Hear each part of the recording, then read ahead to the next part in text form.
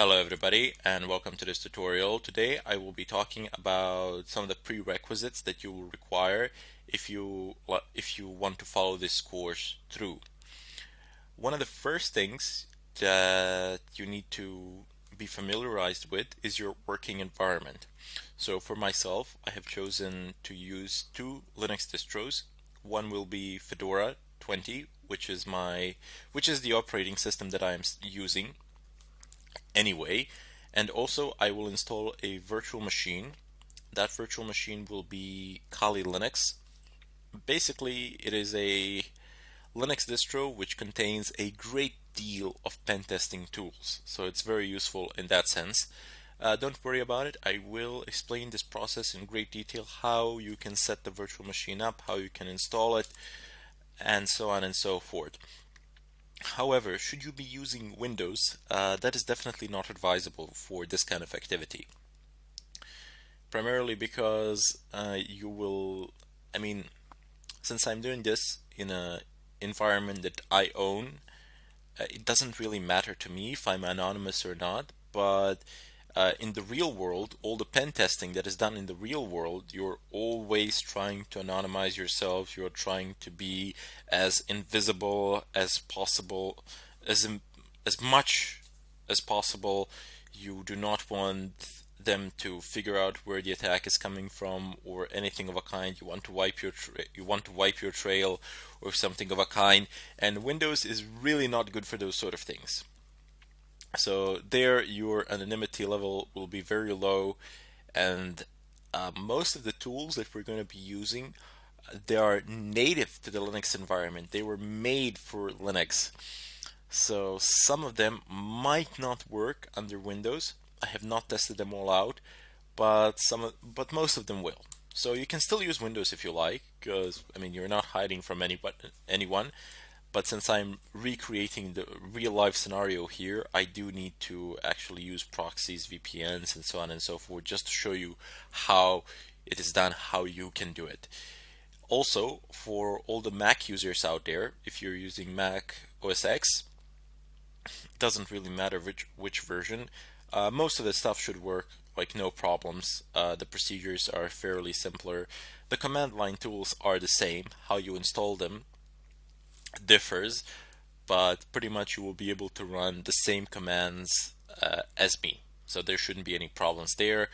Your anonymity level with Mac OS X should be relatively good, but still on Linux you have the greatest anonymity, and you are rather safe in that sense. Other than that, you will also require working internet connection. And even though all of these attacks that we're going to do today, well, most of them, they work much, much better if you have an extremely fast internet connection. But some of these attacks are actually conducted from public Wi-Fi's, in real life anyway. We'll just pretend I will set up a wireless access point in my house and load it so that it's similar to the public Wi-Fi, which is very slow.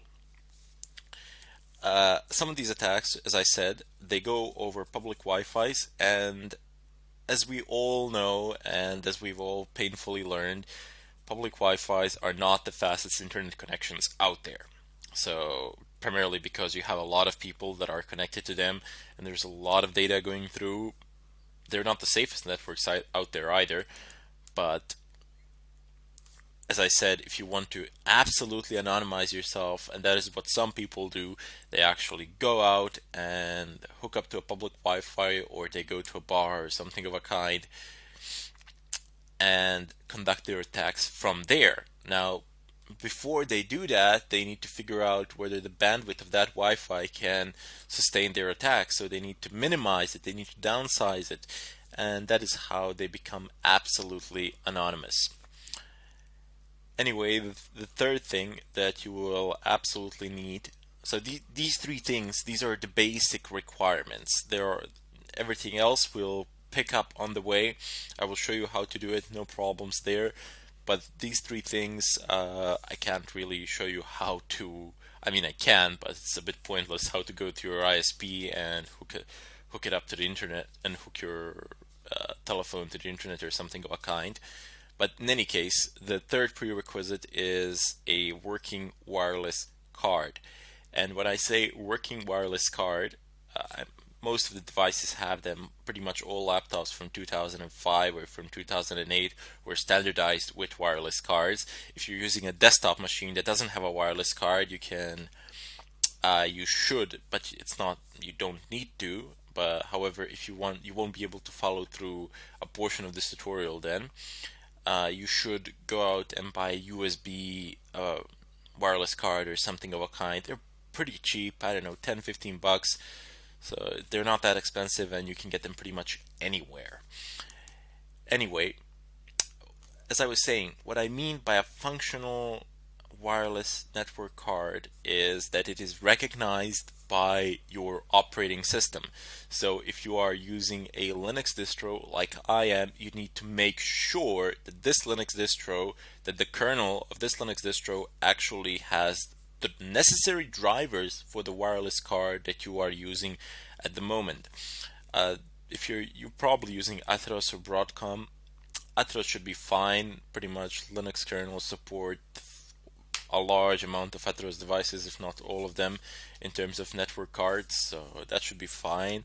There were some problems with Broadcom, but that's as far as I'm informed, that has been solved, so no big deal there. If you're uncertain how to check whether your wireless card functions under your Linux distro, well, just try connecting to a Wi-Fi.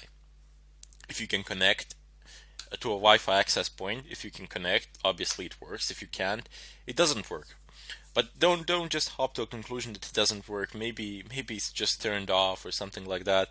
But do not worry, I will show this in greater detail in the follow-up tutorials where we actually go over the installation process and all of that. Now there are a couple more things which we need to go over before we head over and start the installation.